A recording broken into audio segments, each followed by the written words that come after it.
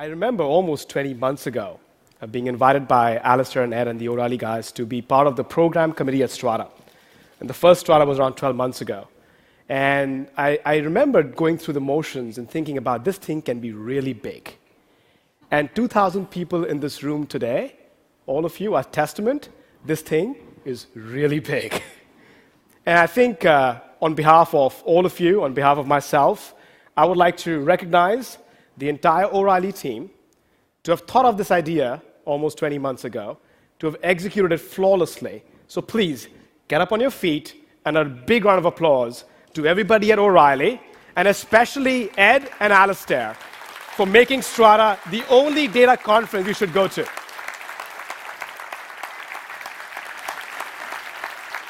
Thank you. And because it's like the Oscars and I got 10 minutes and I've already wasted a minute thanking everybody, I'm going to go here and get started right away. So I don't want to get beeped out or musiced out. My personal homage to this gentleman. William Levitt is called the father of the American suburb. He literally created the great American dream. Built homes right after the Second World War that were extremely affordable and outside the city. Look, something like this. Also a very modest gentleman decided to call them Levittowns. You can still find Levittowns in America.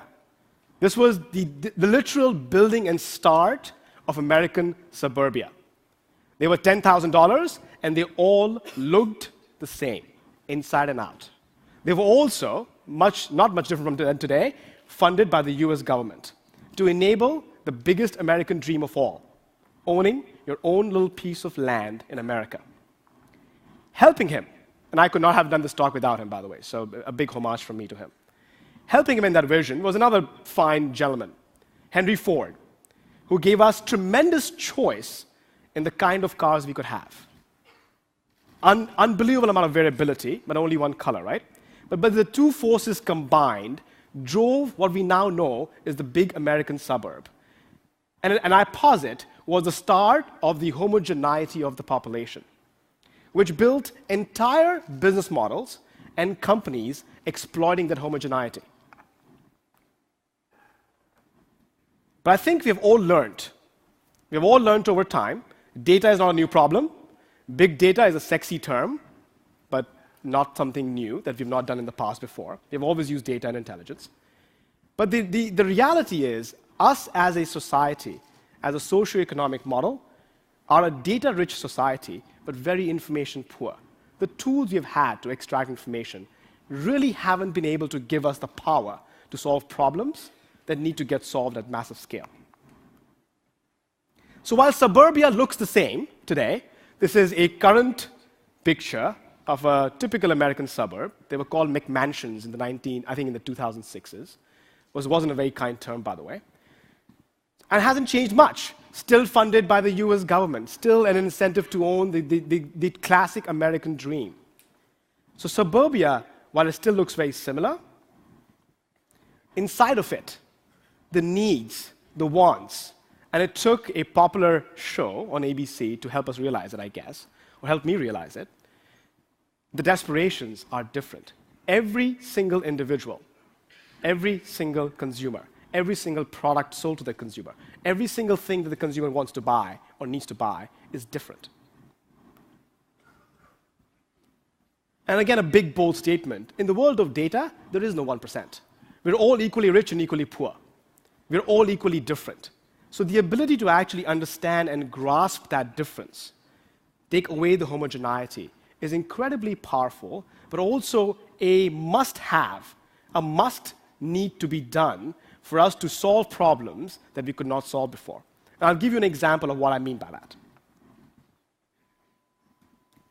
I've said this over multiple years now. The tools to build a better financial system are already here. They were invented on this coast by an industry that has made a business out of looking at gobs and gobs of data and making it useful for billions. The same tools translate beautifully to solving other bigger problems in our society and economy. That better financial system will be built in America, in this country, by leveraging the same tool set and the same power. What do I mean by that? The commoditization of the data stack is finally complete. It started with hardware years ago, and has now finally entered what we call in technology the BI stack. It's all free. It's all open source. So the ability to actually look at problems of scale, and I'll give an example very quickly of a problem at massive scale, decode it, demystify it, and then solve it is finally possible. Because you can do it. It's economically feasible. It is feasible from an analytical and insight perspective. And it's also feasible by applying the same tools of the trade to different socioeconomic models. And the predictions have been made. So the initial revolutionaries have already come out and said years ago that the world where data is ubiquitous and the tools you need to harness that ubiquity are here. And the talent will get there. The talent, the ecosystem, is being built around these conferences, around all of you sitting over here, opening up your minds to the power to a system that has the ability to build new companies, disrupt existing models, and create a level of innovation we have never seen before.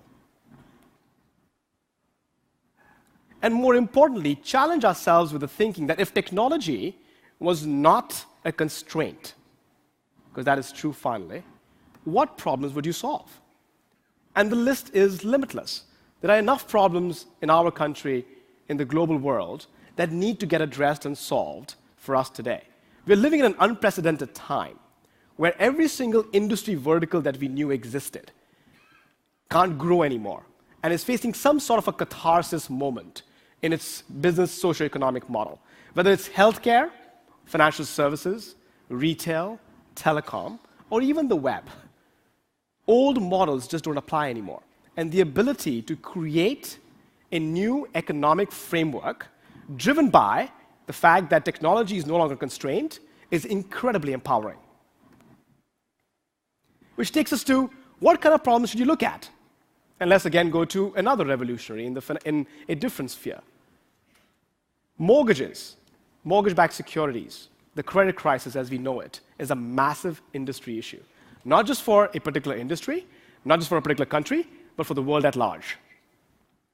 And Warren Buffett said something very interesting in that statement, outside the big numbers, that I like a lot. Because he's absolutely right. While it may seem a lot of what we see, or what we saw in the current economic crisis, is a problem, a lot of it is not.